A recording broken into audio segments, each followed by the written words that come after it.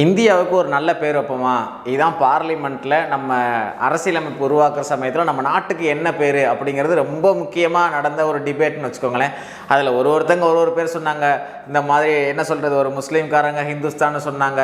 இல்லை இந்தியாவுக்கு பேர் இந்தியா தானங்க, அதே இருக்கட்டும்னு சிலர் சொன்னாங்க. சில ஹிந்துத்துவக்காரங்க என்ன சொன்னாங்க அப்படின்னா பாரதம். அப்போ இப்படி ஆளாளுக்கு ஒன்று சொன்னாங்க. உண்மையாகவே இந்தியாவோட பேர் எப்படி வந்துச்சு?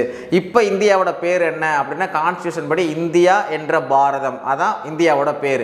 சரி, அந்த பேர் எப்படி வந்துச்சு அப்படின்னு தெரிஞ்சுக்கிறோமா?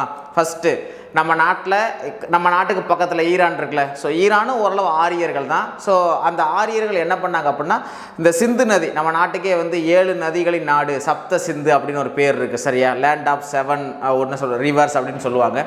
ஸோ அந்த சப்த சிந்து அப்படிங்கிற அந்த வார்த்தை, இல்லாட்டி புரியுற மாதிரி சொன்னால் சிந்து நதி பாயுது. அந்த சா ஈரான்காரங்க எப்படி சொல்லுவாங்கன்னா, சாவை அவங்க ஹா அப்படி சொல்லுவாங்க சரியா. ஸோ அவங்க என்ன பண்ணாங்கன்னா, அந்த சப்த சிந்த ஹப்த ஹிந்து அப்படின்னு சொன்னாங்க. அது இந்த ரிவருக்கு மறுபக்கம் இருக்கிற மக்களையும் அந்த ரிவரையும் குறிக்கிற வார்த்தை. ஸோ இப்படி தான் சிந்து ஹிந்துவாக மாறுது. இந்த ஈரானியர்கள் நம்மளை ஹிந்துன்னு சொல்கிறாங்க. ஆனால் என்னாச்சு அப்படின்னா, இது கிரேக்கத்துக்கு போகிற சமயத்தில் இண்டோஸ் ஆச்சு, INDOS ஆச்சு. அந்த இண்டோஸ் அப்படிங்கிற வார்த்தையிலிருந்து தான் இந்தியா உருவானதாக காலப்போக்கில் சொல்கிறாங்க. அதனால தான் கிரேக்கரான மெகஸ்தனிஸ் எழுதின இந்தியாவை பற்றின புத்தகம் பேர் இண்டிகா. ஸோ இண்டோஸ்லேருந்து இந்தியா ஆச்சு. அப்போ இந்தியாங்கிற எக்ஸாக்டான வார்த்தை கிரேக்கர்கள் நமக்கு கொடுத்தது. அந்த வார்த்தை எங்கேருந்து வந்துச்சுன்னா சிந்து நதியிலேருந்து வந்துச்சு. இது ஒரு தகவலா? சரி, பாரதம் அப்படிங்கிற பேருக்கு வருவோம். எல்லாருக்கும் சகுந்தலம் அப்படிங்கிற ஸ்டோரி தெரியும். இப்போ கூட சமந்தா நடித்த படம் கூட வந்திருக்குல்ல.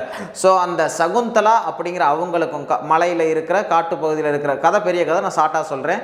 ஸோ இருந்த ஒரு பெண்ணுக்கும் யாருக்கு அப்படின்னா துஷ்யந்தன் அப்படிங்கிற அந்த காட்டுக்கு வேட்டையாட வந்த இளவரசனுக்கும் விருப்பமாகுது. அவங்களுக்கு என்ன ஆகுது அப்படின்னா, கடைசி அந்த இளவரசன் பிரிஞ்சு போயிடுறான். ஆனால் அவங்க சேர்ந்துருந்ததன் விளைவாக பிறந்த குழந்தை தான், அது பேர் தான் பாரத். அந்த பாரத் பின்னாடி இந்தியா முழுக்க ஜெயிச்சு ஆட்சி பண்ணாங்க. ஸோ பாரத் ஆட்சி பண்ணனால இந்த நாட்டுக்கு பேர் பாரத், தமிழில் பாரதம். ஸோ இந்தியாங்கிற பேர் இப்படி வந்துருச்சு, பாரத் அப்படிங்கிற பேர் புராணம் மூலம் வந்துச்சா சரியா. இது ரெண்டும் சேர்ந்து தான் என்னாச்சுன்னா இந்தியா என்ற பாரதம் அப்படின்னு கான்ஸ்டியூஷனில் நெத்தியில் அடித்தாப்புல நமக்கு பேர் வச்சாங்க. ஸோ நம்ம நாட்டுக்கு எப்படி பேர் வந்துச்சுன்னு தெரிஞ்சிருப்பீங்கன்னு நினைக்கிறேன். நன்றி.